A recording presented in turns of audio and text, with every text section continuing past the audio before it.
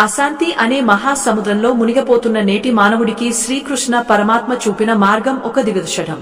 ఉదయం నిద్రలేచింది మొదలు రాత్రి కళ్ళు మూసే వరకు మనం చేసే ప్రతి పనిలోనూ ఒక క్రమశిక్షణ, ఒక పద్ధతి లేకపోవడమే మన మానసిక వేదనకు ప్రధాన కారణం. కోట్లు సంపాదించినా గొప్ప హోదాల్లో ఉన్న మనసులో ప్రశాంతత ఎందుకు కరువవుతోంది? సమయం దొరకడం లేదు అనే సాకుతో మనం మన జీవితాన్ని ఎంత అస్తవ్యస్తం చేసుకుంటున్నామో ఒక్కసారి ఆలోచించండి. మీరు ఎదుర్కొంటున్న ఈ ఒత్తిడికి, అయోమయానికి వెరుగుడు కేవలం ద్వాపర యుగంలోని ఆ కృష్ణయ్య జీవనశైలిలోనే ఉంది. ఆయన కేవలం ఉపదేశాలు చేయడమే కాదు, ఒక సాధారణ మనిషి తన దైనందిన జీవితాన్ని ఎలా మలచుకోవాలో తన ఆచరణ ద్వారా చూపించారు. మన ప్రాచీన ధర్మం సూచించిన ఆ నిత్య విధులను నేటి ఆధునిక కాలానికి తగినట్లుగా ఎలా అన్వయించుకోవాలో తెలుసుకోవడం ద్వారా మీ జీవితం పూర్తిగా మారిపోతుంది. మీ ఆలోచన విధానంలో విప్లవాత్మక మార్పులు తెచ్చే ఈ పరమ రహస్యాలను తెలుసుకోవడం కోసం ఈ వీడియోను ఎక్కడా ఆపకుండా చివరి వరకు చూడండి. ద్వారకా నగరంలో సూర్యోదయానికి ముందే వినిపించే ఆ మధుర వేణునాదం కేవలం ఒక సంగీతం కాదు, అది ఒక క్రమశిక్షణకు నాంది. శ్రీకృష్ణుడు పరమాత్మ అయినప్పటికీ భూమిపై మానవ అవతారంలో ఉన్నప్పుడు ప్రకృతి నియమాలను ఏనాడూ అతిక్రమించలేదు. ఆయన బ్రాహ్మీ ముహూర్తంలోనే నిద్రలేచేవారు. సూర్యుడు ఉదయించక ముందే నిద్రలేవడం అనేది కేవలం ఒక అలవాటు కాదు, అది విశ్వశక్తితో మన శరీరాన్ని అనుసంధానించే ఒక ప్రక్రియ. నేటి కాలంలో మనం సూర్యోదయం అయ్యాక ఎప్పుడో నిద్రలేచి గడియారంతో పరుగు పందెం పెడుతూ రోజును మొదలు పెడతాము. దీనివల్ల మన మెదడు రోజంతా అలసటగా, చికాకుగా ఉంటుంది. కాని కృష్ణుడు ఆ బ్రాహ్మీ ముహూర్తంలో నిద్రలేచి ప్రశాంతంగా తన అంతరాత్మను దర్శించుకునేవారు. స్వచ్ఛమైన నీటితో స్నానమాచరించి ధ్యానంలో నిమగ్నమయ్యేవారు. ఒక సామ్రాజ్యానికి అధిపతి అయినప్పటికీ, యుద్ధతంత్రాలు తెలిసిన వీరుడైనప్పటికీ తన రోజును ప్రశాంతమైన ధ్యానంతోనే ప్రారంభించేవారు. శ్రీకృష్ణుడి దైనందిన జీవితంలో శుభ దర్శనం అనే ఒక అద్భుతమైన ప్రక్రియ ఉండేది. నిద్రలేవగానే ఆయన మంగళకరమైన వస్తువులను, అనగా ఆవులను, పండితులను, పెద్దలను దర్శించుకునేవారు. ఇది మనస్సులో సానుకూల దృక్పథాన్ని నింపుతుంది. నేటి కాలంలో మనం కళ్ళు తెరవగానే చూసేది మొబైల్ ఫోన్లు, అందులోని అశాంతి కలిగించే వార్తలు లేదా ఇతరుల జీవితాలతో పోల్చుకునే సామాజిక మాధ్యమాలు. దీనివల్ల మన రోజు ప్రతికూలతతో ప్రారంభమవుతుంది. కృష్ణుడు నేర్పిన పాయం ఏమిటంటే, నీవు ఉదయాన్నే దేనిని దర్శిస్తావో నీ రోజంతా అటువంటి ఆలోచనలతోనే నిండి ఉంటుంది. ఆయన గోశాలకు వెళ్లి ఆవులకు సేవ చేసేవారు. మూగజీవాల పట్ల ఆయన చూపిన ఆ అనురాగం ప్రకృతితో ఆయనకున్న అనుబంధాన్ని తెలియజేస్తుంది. మన చుట్టూ ఉన్న ప్రకృతిని గౌరవిస్తూ, పక్షుల కెలకెల రావాలను వింటూ, కనీసం ఒక మొక్కకు నీరు పోస్తూ రోజును ప్రారంభిస్తే మనలోని ఒత్తిడి సగానికి పైగా తగ్గిపోతుంది.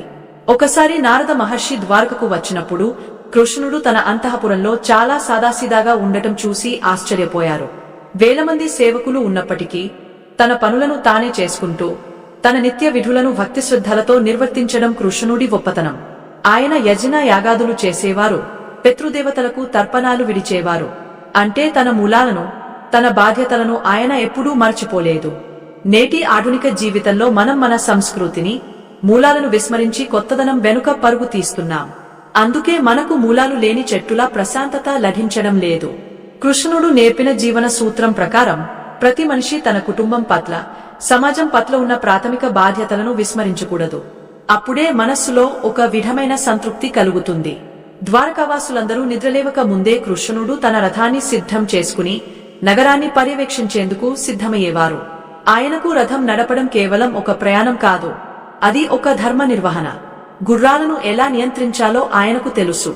మన ఇంద్రియాలనే గుర్రాలను బుద్ధి అనే పగ్గాలతో నియంత్రిస్తేనే జీవిత రథం సరైన మార్గంలో సాగుతుంది. మనం మన ఇంద్రియాలకు బానిసలే, మనసు చెప్పినట్లు వింటూ ప్రశాంతతను కోల్పోతున్నాం. కాని కృష్ణుడు తన ఇంద్రియాలపై పూర్తి అదుపు కలిగి ఉండి నిశ్చలమైన బుద్ధితో ఉండేవారు. ఈ నిశ్చలత్వమే ఆయన ముఖంపై ఎల్లప్పుడూ ఆ చిరునవ్వుకు కారణం. యుద్ధభూమిలో ఉన్నా, అంతఃపురంలో ఉన్న ఆయన ఆ ప్రశాంతతను ఏమాత్రం కోల్పోలేదు. ఈ అద్భుతమైన నిలకడను మనం మన దైనందిన జీవితంలో అలవరుచుకోవాలంటే ఆయన అనుసరించిన ఆ నిత్య విధులే మనకు దిశానిర్దేశం చేస్తాయి.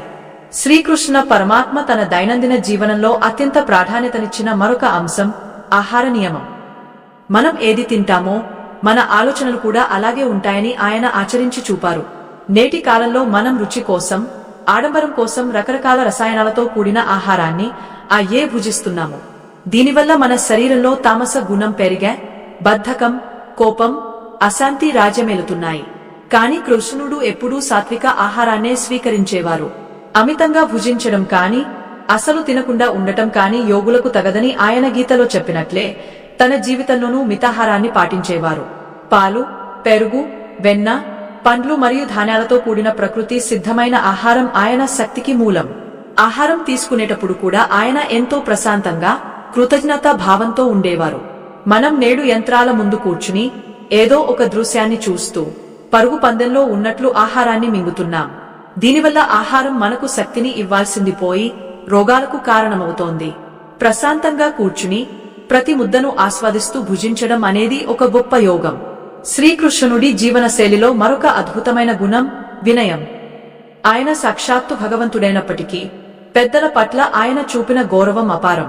ప్రతిరోజూ ఉదయాన్నే తన తల్లిదండ్రులైన వసుదేవ దేవకీలకు, అలాగే సాందీపని వంటి గురువులకు సాష్టాంగ నమస్కారం చేసేవారు. లోకారాధ్యుడైన వారు లోకానికి వినయాన్ని నేర్పడానికి ఇలా చేసేవారు. ఇక్కడ మనం ఒక అద్భుతమైన పౌరాణిక ఘట్టాన్ని గుర్తుకు తెచ్చుకోవాలి. ధర్మరాజు నిర్వహించిన రాజసూయ యాగంలో కృష్ణుడు తనకు ఏ పని అప్పగించమని అడిగారో తెలుసా? వచ్చిన అతిథుల కాళ్లు కడిగే పనిని ఆయన స్వచ్ఛందంగా తీసుకున్నారు.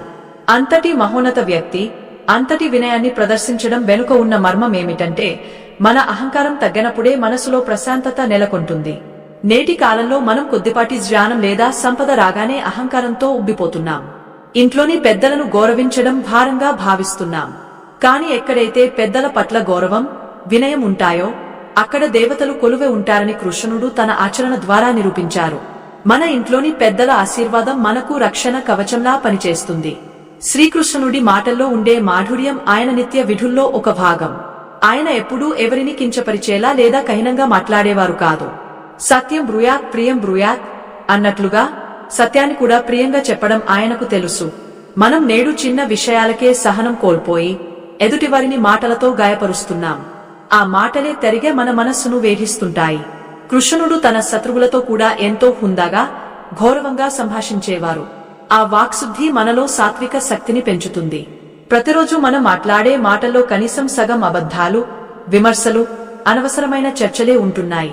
దీనివల్ల మన ప్రాణశక్తి హరించుకుపోతోంది. కృష్ణయ్యలా మితంగా, హితంగా మాట్లాడటం అలవరుచుకుంటే మన చుట్టూ ఉన్న వాతావరణం ఎంతో ఆహ్లాదకరంగా మారుతుంది. ద్వారకాధీశుడు తన రాజ్యపాలనలో ఎంత తీరిక లేకుండా ఉన్నా ప్రకృతితో గడపడానికి సమయాన్ని కేటాయించుకునేవారు. యమునా నది తీరాన, కదంబ వృక్షాల నీడన ఆయన గడిపిన క్షణాలు మనకు ఒక గొప్ప పాయం. ప్రకృతి మనకు గొప్ప గురువు.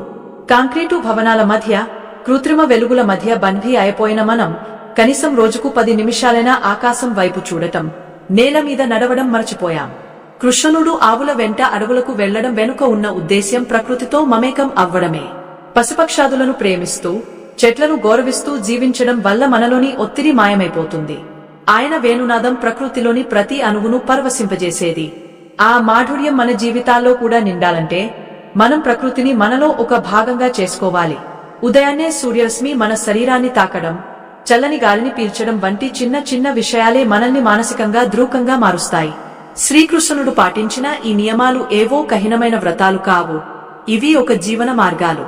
ఆయన ఎప్పుడూ సంతోషంగా ఉండటానికి కారణం ఆయన తన బాధ్యతలను భక్తితో నిర్వహించడమే. ఫలితం గురించి చింతించకుండా చేసే పనిని దైవకార్యంగా భావించడం ఆయన నేర్పిన పరమ సత్యం. మనం చేసే ప్రతి చిన్న పనిలోనూ ఏకాగ్రత, నిబద్ధత ఉంటే అది మనకు భారంగా అనిపించదు. కృష్ణుడు తన రథాన్ని శుభ్రం చేసుకోవడం నుండి గుర్రాలకు మేత వేయడం వరకు ప్రతి పనిని ఎంతో ఇష్టంగా చేసేవారు. మనం కూడా మన దైనందిన పనులను విసుగుతో కాకుండా ఒక ఆరాధనలా చేస్తే జీవితం ఒక పండుగలా మారుతుంది. ఈ సత్యాలను గ్రహించి ఆచరణలో పెట్టినప్పుడే మనకు ఆ కృష్ణ పరమాత్మ అనుగ్రహం లభిస్తుంది. శ్రీకృష్ణ పరమాత్మ జీవితం మనకు నేర్పే అత్యంత ముఖ్యమైన పాయం సమయపాలన. ఆయన ఒకే సమయంలో 1000 రూపాలు ధరించి ప్రతి ఇంటా తన బాధ్యతలను ఎలా నిర్వహించేవారో శ్రీమద్భాగవతం అద్భుతంగా వివరిస్తుంది. భగవంతుడే ఉండి కూడా ఆయన ప్రతి పనిని ఒక క్రమపద్ధతిలో, నిర్ణీత సమయంలో పూర్తి చేసేవారు. ఆయన సభకు వెళ్లే సమయం, ధర్మ కార్యాల్లో పాల్గొనే సమయం, కుటుంబంతో గడిపే సమయం, ఇలా ప్రతిదీ ఒక అద్భుతమైన సమన్వయంతో సాగేది. నేటి కాలంలో మనం సమయం లేదు అనే మాటను ఒక మంత్రంలా జపిస్తూ మనకు ఇష్టమైన పనులకు, మన ఆరోగ్యం కోసం కేటాయించాల్సిన సమయాన్ని వృధా చేస్తున్నాం. కాని కృష్ణుడు మనకు నేర్పింది ఏమిటంటే పని ఎంత ఉన్నా, బాధ్యతలు ఎంత భారమైనా మనసును ప్రశాంతంగా ఉంచుకుని సమయాన్ని విభజించుకుంటే ఏ పని అసాధ్యం కాదు. ఆయన తన రాజ్య కార్యకలాపాల్లో నిమగ్నమే ఉన్నప్పుడు కూడా తన అంతరంగంలో ఆ పరమశాంతిని కాపాడుకునేవారు. ఒకసారి నారద మహర్షికి ఒక సందేహం వచ్చింది. శ్రీకృష్ణుడు వేలమంది భార్యలతో, అసంఖ్యాకమైన బాధ్యతలతో ఉంటూ కూడా ప్రతి ఒక్కరికి ఎలా న్యాయం చేయగలుగుతున్నాడు? ఆయన ఏ విధంగా తన దైనందిన జీవితాన్ని గడుపుతున్నాడు అని తెలుసుకోవాలని ద్వారకకు చేరుకున్నారు. నారదుడు ఒక భవనంలోకి వెళ్లగా అక్కడ కృష్ణుడు తన భార్యతో కలిసి అతిథి సత్కారాలు చేస్తూ కనిపించారు.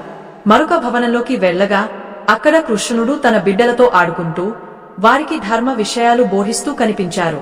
ఇంకొక చోట ఆయన యజ్ఞం చేస్తున్నారు, మరొక చోట గుర్రాలను పర్యవేక్షిస్తున్నారు, ఇంకొక చోట దీనులకు దానధర్మాలు చేస్తున్నారు. ఈ పౌరాణిక ఉదాహరణ మనకు ఒక గొప్ప జీవన సత్యాన్ని బోధిస్తుంది. మనిషి తన జీవితంలో ఎన్ని పాత్రలు పోషించినా ఆయా పాత్రలకు పూర్తిస్థాయిలో న్యాయం చేయడమే నిజమైన యోగం. మనం ఆఫీసులో ఉన్నప్పుడు ఇంటి గురించి, ఇంట్లో ఉన్నప్పుడు ఆఫీసు పనుల గురించి ఆలోచిస్తూ దేనికి న్యాయం చేయలేకపోతున్నాం. కాని కృష్ణుడు ప్రతి క్షణాన్ని ఆస్వాదిస్తూ ఏ పని చేస్తున్నాడో ఆ పనిలోనే తన సర్వస్వాన్ని ఉంచేవారు. ఈ ఏకాగ్రతనే మనం అలవరుచుకోవాలి. మా ఈ ఆధ్యాత్మిక కృషిని మీరు ప్రోత్సహించాలనుకుంటే ఇక్కడ కనిపిస్తున్న ఈ చిత్ర చిహ్నాన్ని స్కానర్ ఉపయోగించి మీ వంతు సహకారాన్ని అందించవచ్చు. మీ ఈ చిన్న ప్రోత్సాహం మాకు ఎంతో శక్తిని ఇస్తుంది, మరిన్ని అద్భుతమైన ఆధ్యాత్మిక విషయాలను మీ ముందుకు తీసుకురావడానికి తోడ్పడుతుంది. శ్రీకృష్ణుడి నిత్య విధుల్లో దానగుణం ఒక విడదీయలేని భాగం. ప్రతిరోజు ఆయన సభకు వెళ్లే ముందు వందలాది ఆవులను, సువర్ణాన్ని, వస్త్రాలను బ్రాహ్మణులకు, పేదలకు దానంగా ఇచ్చేవారు. సంపాదన కేవలం తన కోసమే కాదు, అది సమాజ శ్రేయస్సు కోసం కూడా అని ఆయన ఆచరించి చూపారు. నేటి సమాజంలో స్వార్థం పెరిగిపోయి నాది, నా కుటుంబం అనే సంకుచిత భావం పెరిగిపోయింది.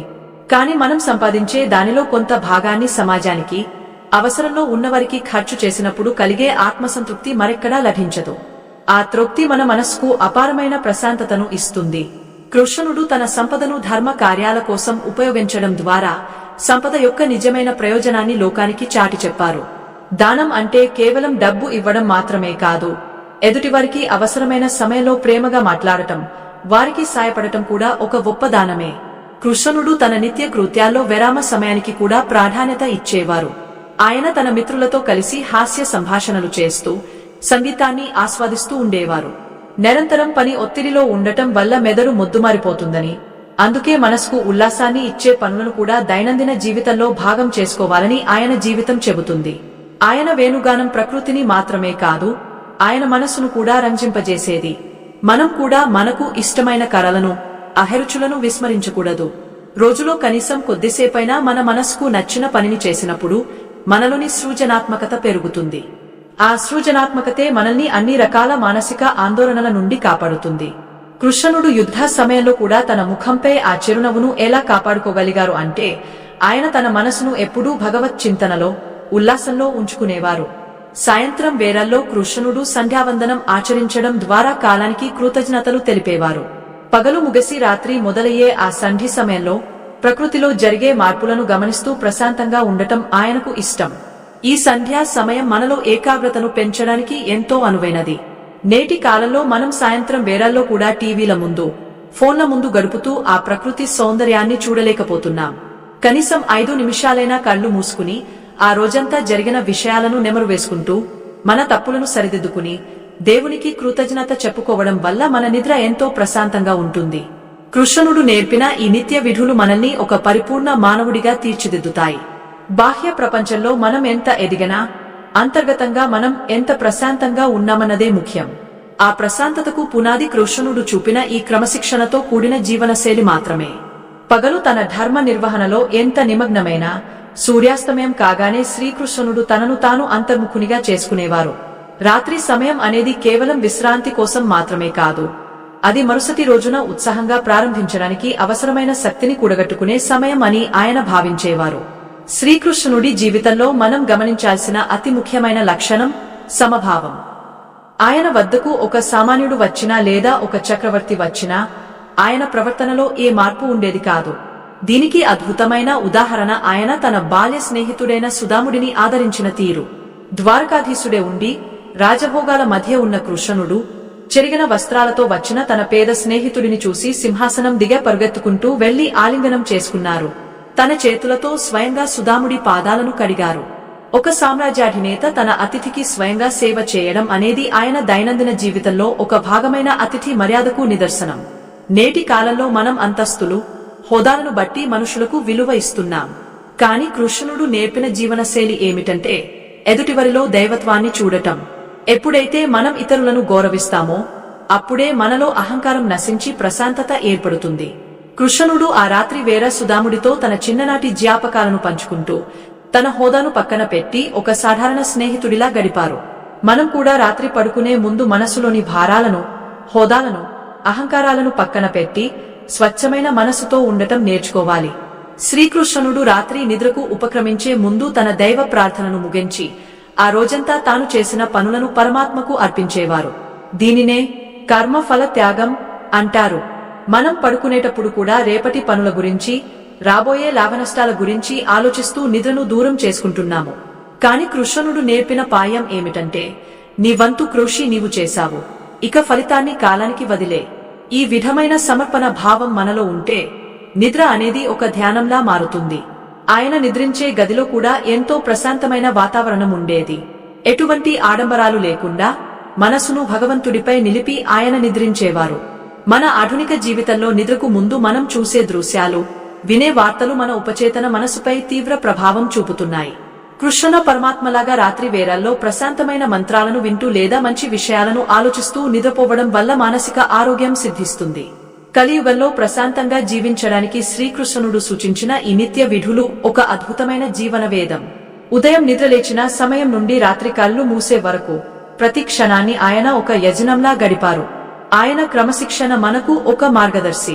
ప్రకృతిని ప్రేమించడం, పెద్దలను గౌరవించడం, మితాహారం తీసుకోవడం, సమయ పాలన పాటించడం, మరియు అన్నిటికీ మించి ఫలితం పట్ల ఆశ లేకుండా తన బాధ్యతను నిర్వహించడం, ఇవే కృష్ణుడు మనకు అందించిన అమూల్యమైన కానుకలు. ఈ సూత్రాలను మన దైనందిన జీవితంలో చిన్న చిన్న మార్పుల ద్వారా అన్వయించుకుంటే అశాంతి అనే మంటలు ఆరిపోయి ప్రశాంతత అనే అమృతం మన జీవితాల్లో నిండుతుంది. శ్రీకృష్ణుడి ఈ జీవనశైలిని అనుసరించడం అంటే కేవలం ఆయన్ను పూజించడం కాదు, ఆయనలా జీవించడం. అదే ఆయనకు మనం ఇచ్చే నిజమైన గౌరవం. మా ఈ ఆధ్యాత్మిక యాత్రలో మీరు కూడా భాగస్వాములు కావాలనుకుంటే ఇక్కడ కనిపిస్తున్న ఈ చిత్ర చిహ్నాన్ని, స్కానర్ ఉపయోగించి మీ సహాయాన్ని అందించవచ్చు. మీ ప్రోత్సాహం మాకు ఎంతో విలువైనది. ఈ ఆధ్యాత్మిక ప్రయాణం ఇక్కడితో ముగిసిపోయింది. స్వస్తి.